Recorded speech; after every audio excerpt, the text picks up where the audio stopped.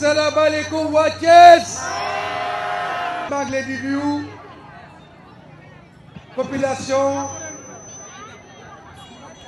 de la cité du Rail. C'est ici à Thiès qu'est née l'histoire du syndicalisme sénégalais.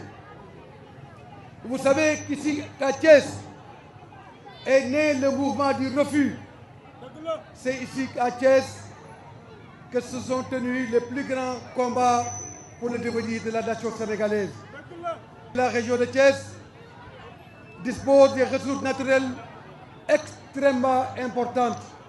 Cette région dispose du zircon, du phosphate, du pétrole à Kayar, du basalte et tant d'autres ressources naturelles. Thiès est une région agro-silvopastorale. C'est la raison pour laquelle nous pouvons dire avec force et pertinence qu'il sera possible de faire de Thiès le moteur de la croissance industrielle du Sénégal. Et pourtant, malgré ces ressources énormes dont la région de Thiès regorge, c'est ici que gisent les disparités sociales.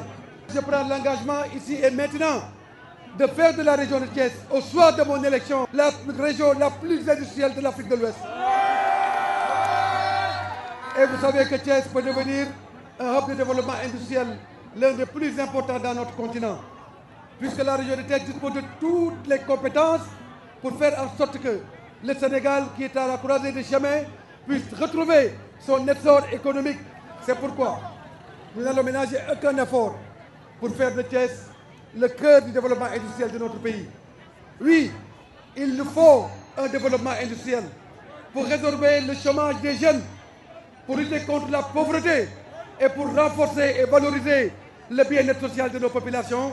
Il nous faut industrialiser le Sénégal. Et on ne peut pas industrialiser le Sénégal sans tirer les énormes profits que procurent les ressources naturelles de la région de Thiès.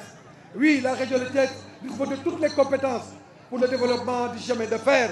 Nous n'allons ménager aucun effort pour que la région de Thiès puisse continuer à être le plus grand hub du chemin de fer en Afrique. La région de Thiès est aussi une région de pêche.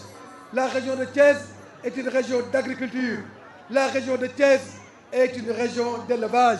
Si nous utilisons à bonne séance l'ensemble des potentialités intégrées, nous sommes persuadés que nous pouvons faire de la région de Thiès l'une des régions les plus importantes en matière d'industrialisation, qui poussera le Sénégal vers le progrès, qui poussera le Sénégal vers le développement social, qui poussera le Sénégal vers le développement économique.